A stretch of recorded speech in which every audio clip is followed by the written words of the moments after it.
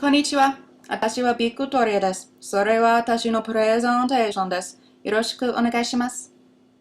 Hello, this is Victoria, and my country presentation is on Japanese written and visual communication.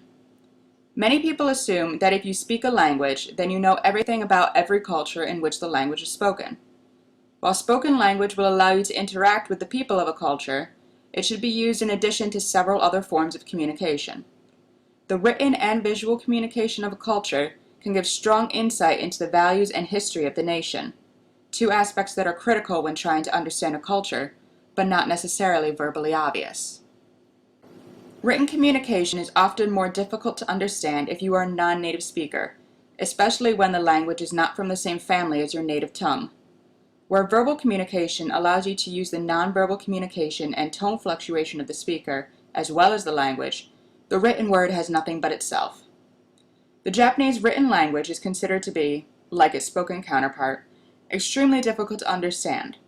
This is in part due to multiple writing systems of kanji, hiragana, and katakana, used in conjunction with each other. Much of the written communication section of this presentation was written with reference to a Japanese textbook called Genki. The citation can be found on the last slide. Kanji is often what the Western world thinks of when it sees Japanese, and is the strongest cause for the casual comparison of the Japanese and Chinese languages. This is because kanji originated in China and were then borrowed by the Japanese. These complex characters can involve anywhere from 1 to 84 strokes. A stroke is a time that you pick up your brush or pen to start a new part of the character. Now, before you get hand cramps just thinking about it, it is unlikely to see a kanji with such a large number of strokes. In fact, computers cannot generate a character with more than 33. The kanji on this slide is bara, or rose. It is considered one of the most difficult characters to master due to the significant number of strokes and the use of several radicals. Now, what is a radical, you ask? According to the Japanese language section of About.com, a radical is what gives the kanji its meaning. Each character is made up of one or more radicals which, in combination, tell you what a character means. Take this character for example. This character is sakura, or cherry blossom. The radical in the front means tree, the radical at the top means headdress or crown, and the radical at the bottom means woman. So it literally means a woman with a crown sitting under a tree. Wonder why this suddenly turns into meaning a pretty pink flower? This is where knowing your history comes in, as cherry blossoms are considered royal flowers, so it would be natural for a woman wearing a crown to be sitting under a sakura tree. Further notes on character breakdown can be found on the Japan America Society of Greater Philadelphia's website. The reference is at the end of the slideshow. The second form of writing is hiragana. Hiragana is classically known as the language of women. According to a Japanese history professor at the University of Albany, at the time kanji arrived from China, it was the only form of writing used, and due to its complexity, required several years of study before it could be mastered. Like many other countries during this time, this caused written language to only be used by government officials and scholars, leaving the majority of the country illiterate. While many did not have time to worry about not knowing how to read and write, high-born women did not like that they were left out of the loop, and so they devised their own form of writing, hiragana. Hiragana is a phonetic-based writing system made up of 46 main characters with accents that change pronunciation. Each hiragana represents one syllable. Today, hiragana is often used for middle words, such as from, to, and conjugation. Verbs, nouns, and adjectives are often written in kanji.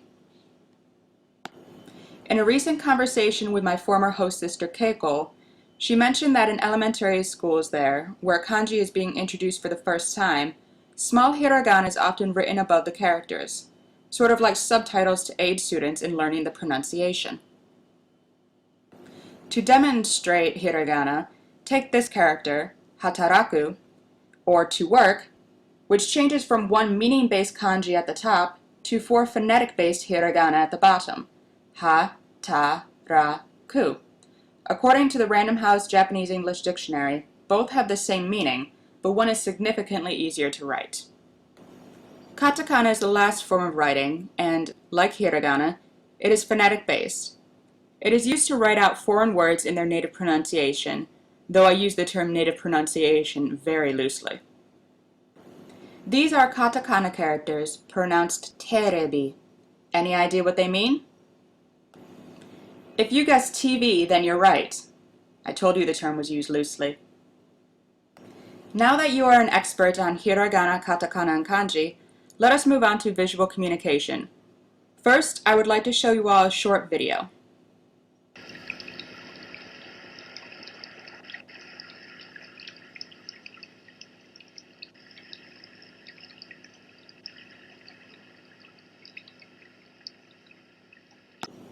What did you see? This video is similar to one used in a study conducted by Takahiko Matsuda. He showed a similar video to Japanese and American individuals and then asked them to describe what they saw. The American participants mentioned the fish in the foreground and little else, while the Japanese often spoke of the underwater scene first and then mentioned the fish. The Japanese also recalled more minute details about the scene, such as the color of the sea urchin and the placement of seaweed batches in the background. While the Americans likely saw this, they did not deem it an important part of the video. It was just the background. This study showed that Americans zoomed in on the object, while the Japanese paid more attention to context. So did you see 2 clownfish, or the whole ocean? This is something you might want to keep in mind if ever trying to visually communicate with a Japanese company or associate. They would likely notice every small detail of your presentation. Another visual change is due to directional orientation, which was discussed in a study by Rumiko Oyama. These 2 exit signs are considered the universal sign for exit, so even someone who does not know the Japanese characters or English will understand the meaning if an emergency situation ever arises. Do you notice any difference between the 2 signs? The direction in which the person is exiting on each sign is opposite. Luckily, this will not change the meaning so much that a Japanese person visiting New York will not understand the sign, but it is a product of cultural directionality. While Americans see start and finish as a left to right direction, the Japanese see it as a right to left. This can also be seen in their writing system, as traditionally Japanese is written right to left. Most visual communication today is in the form of advertisements, something that, as business students, we would likely deal with. While we have been forewarned that using different wording may be needed in order to have a successful advertisement abroad, the picture may need to change as well. Models in the Western world engage the camera and viewer often by looking directly into the lens. However, this is not the case in Japan or most of Asia. A common nonverbal communication rule in Japan is to lower your eyes or avoid eye contact, and it is put into pictures as well. There are a few Japanese advertisements in which the model is looking directly into the camera. However, as more American celebrities are being used for international advertisements, there is a trend towards the Western style of modeling for large international companies. As you know from this class and presentation, understanding a culture goes much deeper than understanding the language.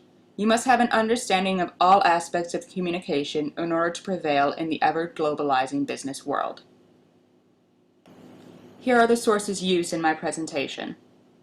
Much more could be said on the written and visual communication of Japan than what was stated here, but you have many other aspects of Japanese communication to learn about. Next, Michael will discuss Japanese business customs, an important aspect of communication for anyone seeking to work abroad.